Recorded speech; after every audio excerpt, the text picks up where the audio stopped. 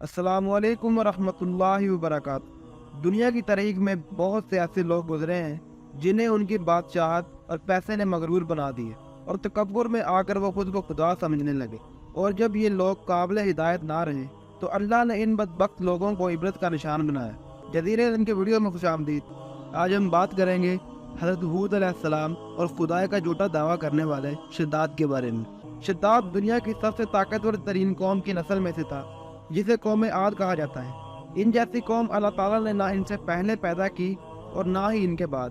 قوم عاد احقاف کے اندر آباد تھی۔ اس قوم کو اللہ تعالیٰ نے بہت طاقتور بنایا تھا۔ اس قوم کو اللہ تعالیٰ نے سرسبز باغات اور کھیت عطا فرمائے تھے۔ ان کے پاس بے شمار جانور تھے، اور اس کے علاوہ بھی اللہ تعالیٰ نے اس قوم کو بے شمار نعمتوں سے نوازا تھا۔ اللہ تعالیٰ کی اتنی ساری نعمتوں کی فراوانی کی وجہ سے یہ قوم بھٹک گئی اور اللہ کی نافرمان قوم ہو گئی۔ اس قوم کی ہدایت کے لیے اللہ تعالیٰ نے ان کی طرف حضرت ہود علیہ السلام کو مبعوث فرمایا۔ حضرت ہود علیہ السلام اللہ کے حکم سے ان کو تبلیغ کرنے لگے اور ان کو اللہ کی وحدانیت کی طرف بلانے لگے، لیکن یہ قوم اپنے کفر و شرک سے باز نہ آئی اور حضرت ہود علیہ السلام کا مذاق اڑانے لگی۔ شداد انہی کی نسل میں سے تھا اور ان کا بادشاہ تھا۔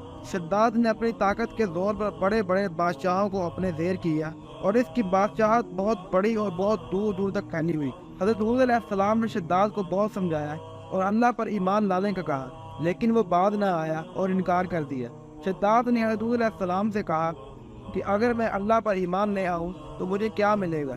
تو حضرت ہود علیہ السلام نے جواب دیا کہ تم پر جنت حلال ہو جائے گی۔ جنت کا سن کر شداد پوچھنے لگا، یہ جنت کیا ہے؟ تو حضرت ہود علیہ السلام نے شداد کو جنت اور اس کی نعمتوں کے بارے میں بتایا۔ یہ سن کر شداد مسکرانے لگا اور حضرت ہود علیہ السلام سے کہنے لگا، یہ کون سی بڑی بات ہے، ایسی جنت تو میں بھی تیار کر سکتا ہوں۔ حضرت ہود علیہ السلام نے شداد کو اس کے کفر و شرک سے روکنے کی بہت کوشش کی، لیکن یہ بدبخت بعد نہ آیا۔ اس کے بعد شداد نے احقاف میں موجود ارم کے مقام پر اپنی جنت بنانا شروع کی۔ شداد کی اس جنت میں سونے اور چاندی کی اینٹیں لگائی گئی اور اس جنت میں پانی، دودھ اور شہد کی نہریں بھی روا کی گئی اور دنیا کے خوبصورت پھول اور درخت بھی لگائے گئے، اور اس جنت میں بڑی بڑی سونے اور چاندی کی عمارتیں بنائی گئی۔ شداد نے یہ فیصلہ کیا تھا کہ جب تک اس کی جنت تیار نہیں ہوگی تب تک وہ اس کے اندر قدم نہیں رکھے گی۔ شداد کی یہ جنت 12 سال میں تیار ہوئی۔ جب شداد کو پتہ چلا کہ اس کی جنت تیار ہو گئی ہے تو وہ اسے دیکھنے کے لیے گھوڑے پر روانہ ہوا۔ شداد کو یہ علم نہیں تھا کہ یہی وہ وقت ہے جو اسے اس کی موت کی طرف لے کر جا رہا ہے۔ شداد نے اللہ تعالیٰ کو چیلنج کیا تھا کہ جب مجھے موت آئے تو اس وقت نہ میں پیدل ہوں نہ کسی چیز پر سوار ہوں، اس وقت نہ دن ہو نہ رات ہو، اور اس وقت نہ میں اپنی جنت میں ہوں اور نہ میں جنت سے باہر۔ شداد کو لگتا تھا کہ وہ یہ سب شرائط رکھے گا تو موت سے بچ جائے گا، لیکن اللہ کی ذات وحدہ لا شریک ہے اور وہ کچھ بھی کر سکتا ہے۔ جب شداد اپنی جنت کو دیکھنے جا رہا تھا، گھوڑے پر بیٹھتے وقت جس جگہ ہم پاؤں رکھتے ہیں اس جگہ شداد کا پاؤں پھنس گیا اور گھوڑا اسے گھسیٹتے ہوئے دوڑتا رہا۔ جب یہ اپنی جنت کے پاس پہنچا، گھوڑا ابھی جنت کے اندر داخل ہو رہا تھا، تو اس وقت حضرت جبرائیل علیہ السلام اللہ تعالیٰ کے حکم سے وہاں نازل ہوئے اور گھوڑے کو اسی مقام پر روک لیا۔ حضرت جبرائیل علیہ السلام نے شداد سے پوچھا کہ بتا تو پیدل ہے یا سوار ہے؟ اس بدبخت نے جواب دیا، نہ پیدل ہوں نہ سوار ہوں۔ پھر حضرت جبرائیل علیہ السلام نے پوچھا، بتا تو اپنی جنت کے اندر ہے یا باہر ہے؟ تو اس نے جواب دیا، نہ اندر ہوں نہ باہر ہوں۔ پھر جبرائیل علیہ السلام نے پوچھا، بتا دن ہے یا رات ہے؟ تو یہ بولا، نہ دن ہے نہ رات ہے۔